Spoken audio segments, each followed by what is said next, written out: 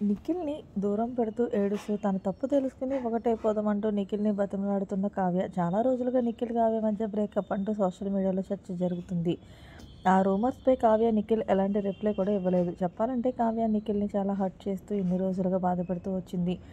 కావ్య అసలు నిఖిల్ చేసిన తప్పేంటో, అసలు కావ్య నిఖిల్‌పై అంతలా కోపం ఎందుకు పెడుతుందో ఇంతవరకు ఎవరికీ తెలీదు. నిఖిల్, కావ్య తనని ఎంత చీకొట్టినా, కావ్య తన నటిస్తున్న చిన్ని సీరియల్ చేరి మరి తన ప్రేమను నిరూపించుకోవాలనుకున్నాడు నిఖిల్. కానీ కావ్య మాత్రం, నిఖిల్ అంత చేసినా కానీ కావ్య మాత్రం కొంచెం కూడా తన వైపు చూడకుండా మాట్లాడుకుని మొహం తిప్పుకొని వెళ్ళిపోయింది. కావ్య అంత చేసిన నిఖిల్ వాటన్నిటిని వదిలిపెట్టి కావ్య చుట్టూ తిరుగుతూ తన ప్రేమను ఎలాగైనా దక్కించుకోవాలని కావ్య రిప్లై కోసం చాలా ఎదురు చూస్తున్నాడు. నిఖిల్ ఇక్కడిని కావ్య నుంచి ఎలాంటి రెస్పాన్స్ రానందుకు నిఖిల్ బాధపడుతూ సోషల్ మీడియాలో సిగరెట్స్ తాగుతూ నేను ఇక లవ్ ఫెయిల్యూర్ అంటూ సోషల్ మీడియాలో పోస్ట్ చేయడం స్టార్ట్ చేశాడు.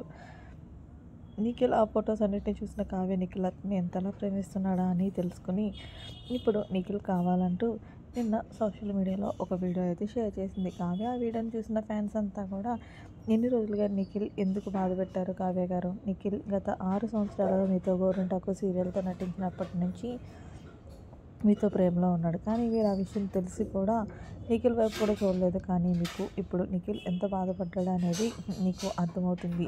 ఈరోజు నిఖిల్‌కి కావాలి అంటూ అడుగుతున్నారు. మీరు నిఖిల్‌కి ఖచ్చితంగా సారీ చెప్పాలి అంటూ ఫ్యాన్స్ అంతా కావ్య షేర్ చేసిన ఆ వీడియోపై కామెంట్స్ అయితే పెడుతున్నారు.